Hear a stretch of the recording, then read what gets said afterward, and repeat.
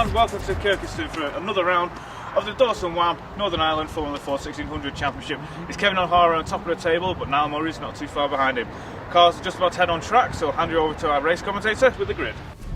Thank you very much, Anthony. Here is how they line up for this first race. It is Niall Murray on the pole position with James Rowe alongside him, whilst Championship leader Kevin O'Hara is on row 2 with Alan Davidson. Jordan Dempsey and David McCullough on row 3 ahead of Keith Donegan and Will Heron. Then it's David Nicol, Henry Campbell, Ian McCullough and Nicky Gibson just outside the top 10, ahead of Arnie Black, Ashley McCullough and Jennifer Mullen at the back.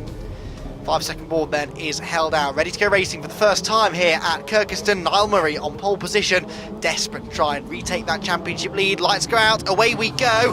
Who makes the best start from the front row of the grid? Murray in the white car, James Rowe in the green and black machine though, trying to beat him down towards Debtor's Dip for the first time. They come out of that left-hander and it is the green car in front, so Rowe has the lead. Murray is there in second, and then for third place is the red and white car of Kevin O'Hara, trying to come around the outside of Alan Davidson and get himself in contention with the leading two. Through the right-hander at Colonial they go, the left-hand kink that takes them on the short shoot down towards this long right-hander at Fisherman's. It looks like that is Kevin O'Hara who's got through into third, Alan Davidson fourth, but the top three already starting to make a slight break as we head now down towards John Crossley chicane.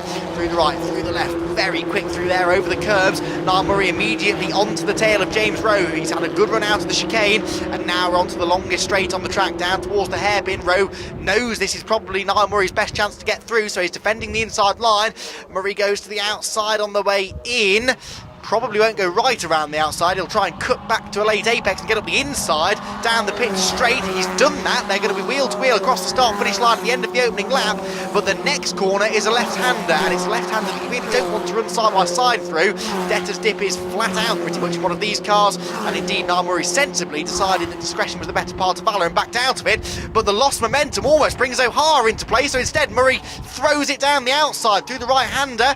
Can't quite do it, but at least it had the effect of fending off his nearest championship rival Kevin O'Hara, but James Rowe still leads the way. Back through Fisherman's we go, up over the curb. Still looks as though that is Alan Davidson in fourth place from possibly David McCullough, who's come through into fifth. Yes it is, so down to sixth for Jordan Dempsey. Those two have swapped over from where they started the race. Down onto the back straight, slipstream starts to take effect again, and Niall Murray it is who, as we saw on the first lap, pulls out of the slipstream but to the outside line down towards the hairpin. More than likely will try and get that switchback that he almost managed at the end of the previous lap. He's done it again. It's maybe a better effort this time. He's got his nose maybe fractionally in front, but it's still the outside line, so they head down towards the first corner, wheel to wheel. What can Kevin O'Hara do? Can he buy into this and maybe pick the pocket of his championship rival as they head down the hill? Oh, onto the grass for Niall Murray. Niall Murray goes right around the outside of the first corner, keeps his foot in it and gets to the inside through Colonial. So great stuff that was from Niall Murray. That required bravery, serious bravery, but James Rowe isn't done. He's coming back at him down towards Fisherman's.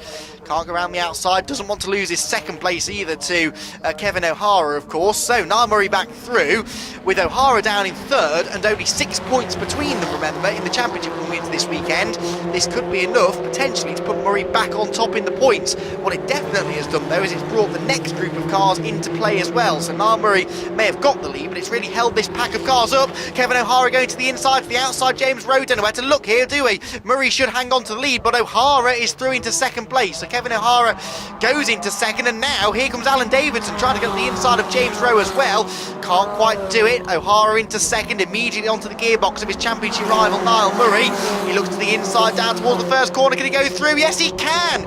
Brilliant stuff that was from the championship leader, and Kevin O'Hara in half a lap has got himself from third back into the race lead. So O'Hara leads the way now. Niall Murray second. James Rowe there trying now to regroup really and get himself back up the order. Murray back up the inside of O'Hara. He's gone back into the lead pretty much corner by corner. The lead is changing. This is Formula 4 1600 racing at its best. Niall Murray in the white machine back at the front of the field. The red and white is Kevin O'Hara in second position. Third place then for James Rowe. Fourth place is Alan Davidson. Defensive line immediately is taken by Niall Murray as they head down the long back straight. O'Hara goes to the outside, but this is what cost James Rowe second place a lap ago, because it leaves the inside line wide open for the third place car. O'Hara is level here with Niall Murray, but Niall was always going to show him the edge of the road on the exit. That holds O'Hara up and brings James Rowe almost alongside him as they come across the start-finish line. Can't quite do it though. Side by side further back for 5th, by the way. That's John Dempsey trying to recover, I think, ahead of David McCulloch. On the outside there for the red car of Dempsey. Goes right round the outside. That'll give him the inside. In fact, he backs out, I think, and settles back in line in 6th. So these top 6 cars, though, any one of them could still win the race. We are early stages, of course, in what is a 20-minute encounter. Left down the hill towards towards Fisherman's we go again. And for the time being, are they maybe just calming themselves down? They know that that long back straight is the best place, though, to build up some sort of momentum and try to make the move stick. So they're happy to run single file through the chicane, but then as soon as they get onto the straight, they sit in the slipstream and they try to get the run on the car in front. Down we go, Niall Murray to the inside, almost like he's done this before, and they're almost 3 abreast, in fact, under braking. Kevin O'Hara pinched in the middle. In fact, they are 3 abreast, and James Rowe tries to go around the outside of O'Hara for 2nd, risks getting hung out to dry, and it is O'Hara who, of these 3, seems to have got the best run out of the corner. It's not enough yet to draw himself alongside the race leader, but can he get maybe alongside in towards the first corner? Wait with bated breath to see as they come out of the turn. No, it's still Murray in front.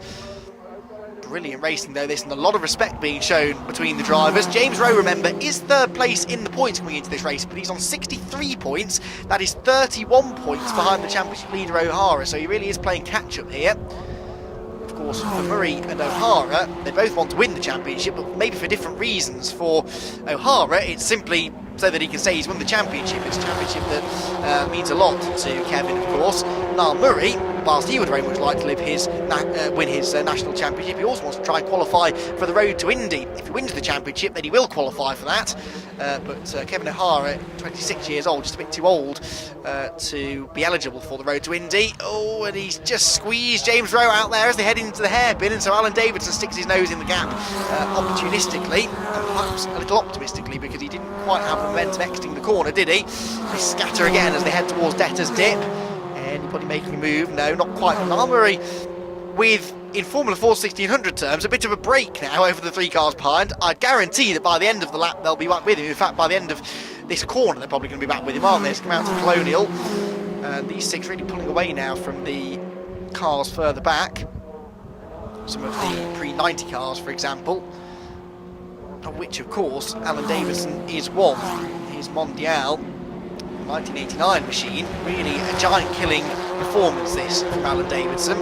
He's 4th place in the points as well overall, so he's driving the wheels off that Mondial to just to stay in touch with the leading contenders, let alone to have a potential chance of a podium finish. Niall Murray again defending the inside line here. As to the outside goes O'Hara. He's trying this every lap, knowing that he always seems to get good exit for the corner, but there's a bit of contact there from James Rowe, and the front nose cone of James Rowe's car goes off to the side of the road. It's no longer attached to the car, so that was what we've seen a few times into that hairpin, that Kevin O'Hara goes to the outside of Niall Murray, trying and outfox the race leader. James Rowe saw an opportunity to go up the inside, but O'Hara was always going to come across and take the late apex and try and carry the speed down the pit straight. As a result, James Rowe literally had his nose chopped off and has held on to 3rd place, but the car will not be quite as aerodynamic as it was at the start of the encounter.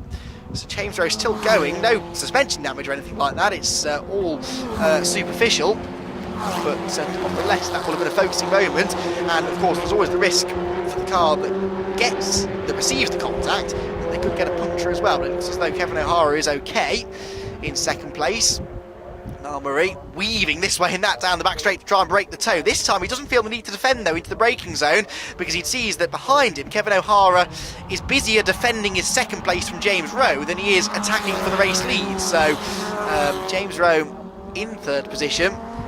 That's still where he is, but he's definitely asking all the right questions of Kevin O'Hara in front of him.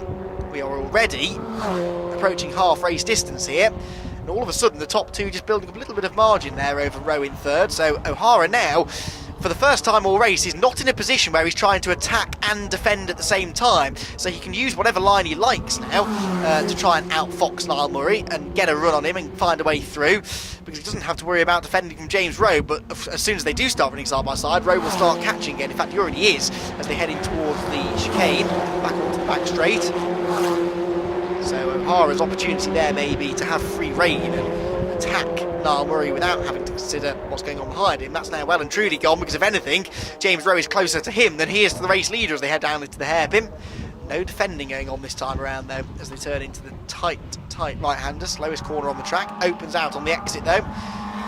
Down into the devilishly fast Debtors Dip again. Into the second half of the race as well we've gone now. Still these 6 cars though tied together by a very short piece of string, aren't they?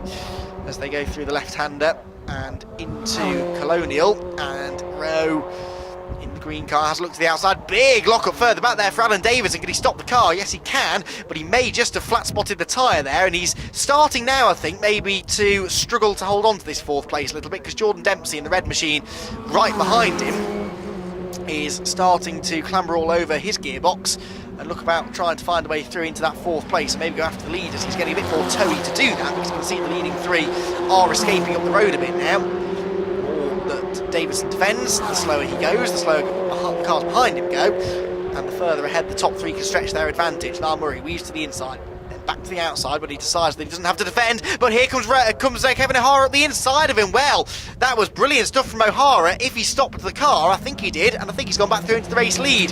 This, meanwhile, further back, a battle between some of the 390 cars. That's Arnie Black in the orange car, trying to make some forward progress as they head onto the back straight. Some of the older cars in the field.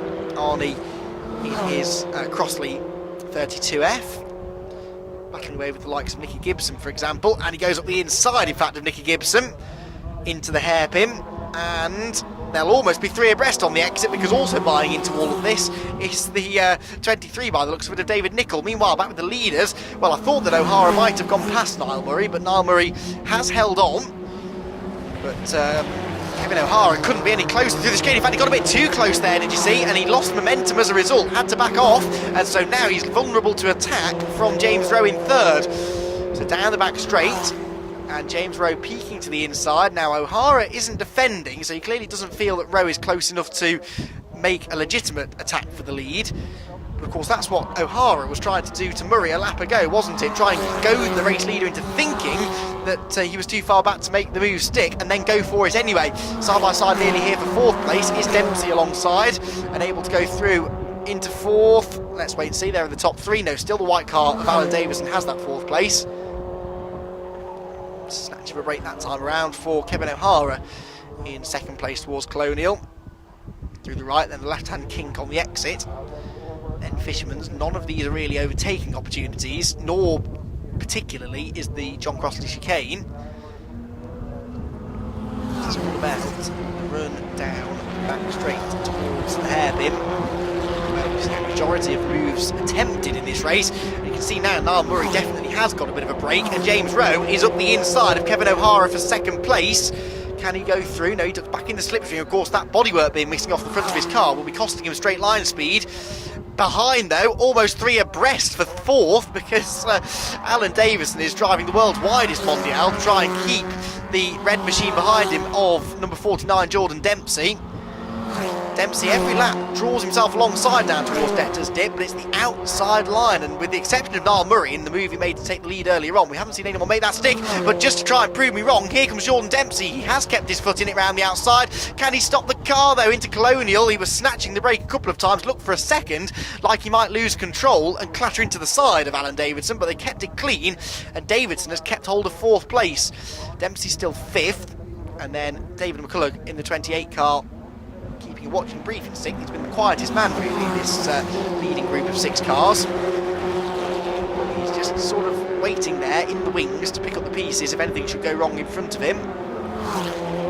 Approaching now 3/4 race distance down towards the hairpin again. Niall Murray, no need to defend yet, because O'Hara and Rowe are too busy dicing over that 2nd position. Oh, and behind them, bit of a lock-up there from Alan Davidson, possibly just put off Jordan Dempsey slightly. Maybe just was a bit harder on the brakes than usual to try and avoid possible contact, and that briefly brought David McCullough into play. Waiting for the leaders to appear. Here they are, back out of Debtors Dip, and James Rowe looks more likely to take 2nd place away from Kevin O'Hara than O'Hara looks to take the lead away from Niall Murray. As soon as I say that though, Murray outbrakes himself into Colonial, drifts way wide of the apex, and they're right back with him. So scratch everything I just suggested about Niall Murray having this one far from wrapped up, but maybe with a little bit more comfort than he had a lap or so ago. He's now got it all to do again to try and build that margin, and O'Hara will not say no to a second opportunity to try and take the lead, so expect a move to be made maybe down at the end of the straight. But Murray is really quick through there. O'Hara just seems to be understeering a slight little bit through the left-hand element of the chicane. Murray, for the first time in a few laps though, does feel the need to defend. They fan out almost 3 wide into the braking zone. O'Hara to the outside, he'll try and get this switchback manoeuvre. This is a good opportunity. He's got there, he's earlier on the power, gets himself alongside. No, Niall Murray absolutely has none of that and chops across his nose, holds on to the race lead. There's a black and white warning flag being given out to somebody. That will be for exceeding the track limits, as it's side by side again for 4th between Jordan Dempsey and Alan Davidson. Dempsey trying the outside line. Now, he's done this once before and it didn't quite pay off. The leaders are still single file. Who comes through in 4th? It is still the white machine of Davidson, and Dempsey once more has to back out of it. Yellow flags out now at Fisherman, so there's a car off the road.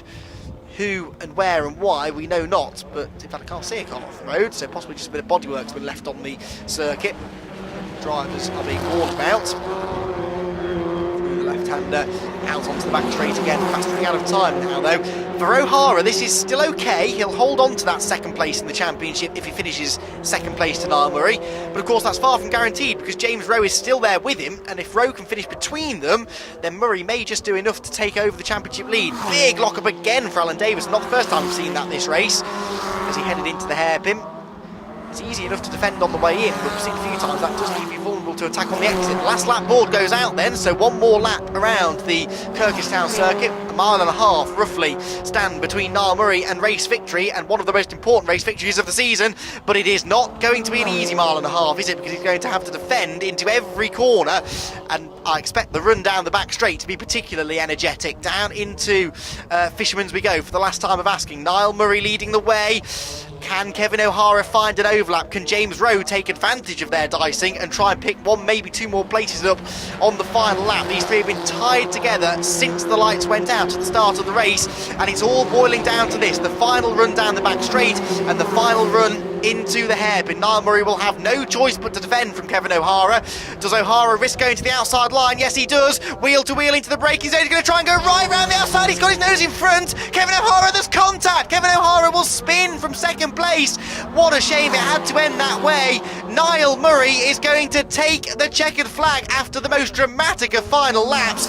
James Rowe inherits second place. Alan Davidson will come through in 3rd, and 4th is David McCulloch. So where has Jordan Dempsey gone on the final lap? 5th place, we believe, will be Kevin O'Hara. Yes, there he is. He recovers after the contact. Then 6th for Will Heron further back. This is the battling amongst some of the older cars. And Arnie Black, is he going to beat Nicky Gibson to the line? It's a run to the line, and I think he just about did. Wow, confirmation of the result. Niall Murray wins by 3/10 over James Rowe in the end in second place. Alan Davidson 3rd, David McCulloch 4th, O'Hara 5th, Will Heron 6th, with Arnie Black 7th, Nicky Gibson 8th, and David Nicol 9th. Henry Campbell rounds out the top 10. Ian McCulloch is 11th, and Jennifer Mullen was a lap down in 12th place in the end, the last of the finishers. Hard work, Niall? Yeah, very hard work. The lads are obviously very quick behind me, so that was a good race. That wind didn't help me, giving them a big toe down the back straight. But yeah, just had to sit there defending every lap, and luckily a couple of laps I got a break, and then I made a mistake towards the end. So that was look, and at the end of the day I got the win, so happy days. 1 place down on yesterday's result, but be pleased with the second place in the hotly contested Northern Irish Championship. Yeah, no, happy. It was a close race, and it always is close racing with Niall and Kevin. So yeah, it was good to come away with a second and try and build on that now in the next race. So, inherited a podium at the very end, but you worked hard anyway. So how was that for you? Yeah, the car felt good. Very good at the start there, but sort of started to struggle around the end of the race for grip, you know. But good race for us now. Hopefully we'll be able to stick with them a bit better the second race here. So yeah, see how it goes. Yeah. Did you think to yourself as you're going around, this is going to end in tears? No, we try our best for that not to happen.